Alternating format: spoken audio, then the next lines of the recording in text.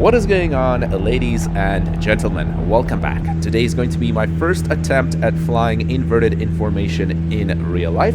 This is going to be my fourth ever formation flight in real life, and of course I have done inverted formation flying in DCS World just for the fun of it over I don't know how many years since I've started flying in flight sims, but I've always wanted to fly formation and inverted formation. So today we'll see if it comes a second nature or if real life is a little bit more unforgiving. We have 2 good engine starts. You're clear to disconnect the headset. We'll see you on the left with the pin. Thanks a lot.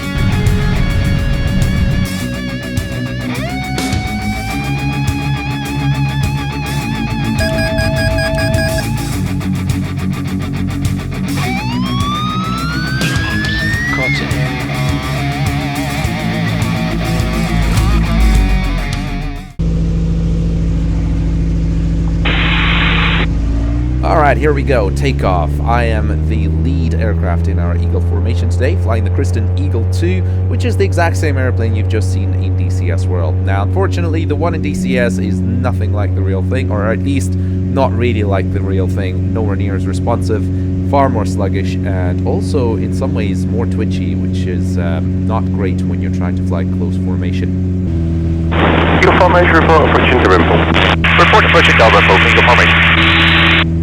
Today I'm joined by Dave in his absolutely incredible Pitts S1S. In just a second, Dave is going to take lead on the left-hand side, and I'm going to perform my Hazel checks, which are all the checks I need to do regarding my security, engine, airframe, and the height, etc. for basically doing inverted flying. You'll also see that the straps at the front are going to be hanging and dangling off. That's because I forgot to secure them, because I'm an idiot. But just to be on the safe side, I did attempt flying inverted on my own first before I came in close and did that with Dave in the pits.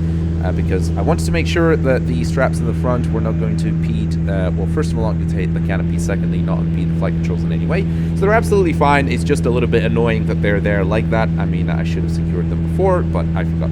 So here we are, first attempt at flying inverted. That sun's not helping me, but thankfully I have a nice visor on my lift aviation helmet, so it's not a big deal.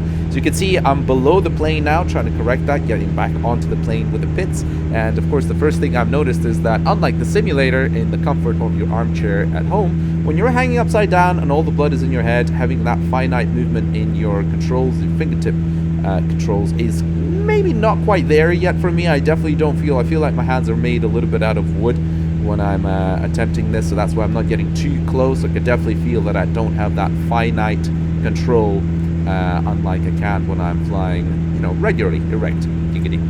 So here we are, rolling out. Not a very crisp rollout, as you can see, compared to my attempt of what I did in the simulator. But I think for a first attempt, I'm going to take that. That was pretty safe, and pretty much held it in the right position. Okay, that's not bad for a first one, I guess. Not bad at all, very good. Thank you, thank you.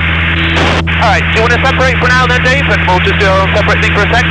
Hey, firm, okay, I'm going to call up on Tower then, and we'll monitor 1, 2, 3, 4, 5, okay? Okay, I'll stay at 1, 2, 3, 4, 5 and I'm monitoring tower. Cool. In that case, do you want to stay around Turnberry? I'll go towards Kilcairn. Outstanding.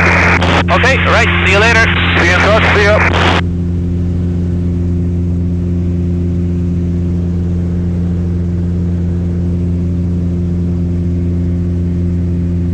So at this point, me and Dave separate to do some aerobatics on our own. I just go out and mess around here for a little bit.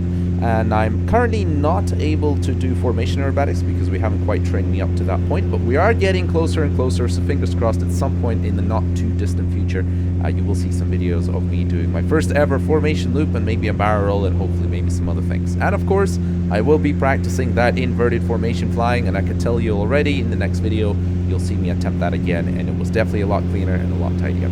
So after a little while, here we are. We are joining back on Dave in his pits, and he's going to lead us back in for our run and break in Prestwick Airport. Got you there, you in?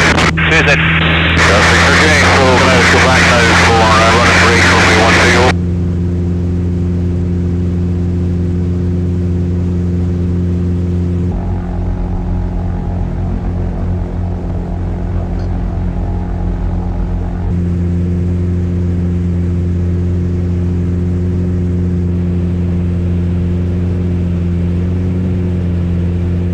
do seem to be quite unlucky. Every time I do a formation training flight, it always seems to be very bumpy. As you can see, I'm working pretty hard to try and stay in position. The camera actually makes it look like I'm a lot further away from the pits. In actual fact, it's the fisheye lens effect. When you're actually there, you're way closer. Now, of course, you could be even closer still, but I do have my own personal margins as well at this point. I am not quite Blue Angels ready for sure, and this is only my 4th training flight, so I need to take it easy and, of course, progress in baby steps, as they say, and hopefully eventually get to a point where we can start doing formation loops and barrels, which I literally cannot wait for. But for now, enjoy the break.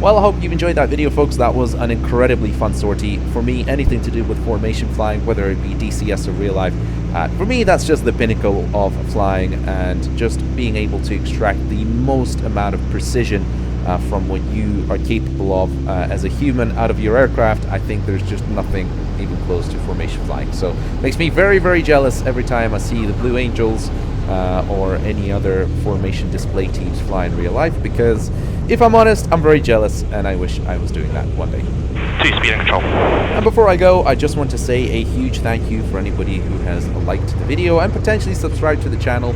That really helps me out a ton, and thank you so much for watching this one. Hopefully I'll catch you in the next one. Adios. And before I go, make sure to check out my new website for buying and selling aircraft, WINGLIST. We've been adding many new cool features, making your life browsing the aircraft classifieds as enjoyable as possible, and it is still currently free to list with us for a basic ad. So feel free to browse WINGLIST, share it with your aviation community. That would really help us out, and hopefully I'll catch you in the next video. Adios.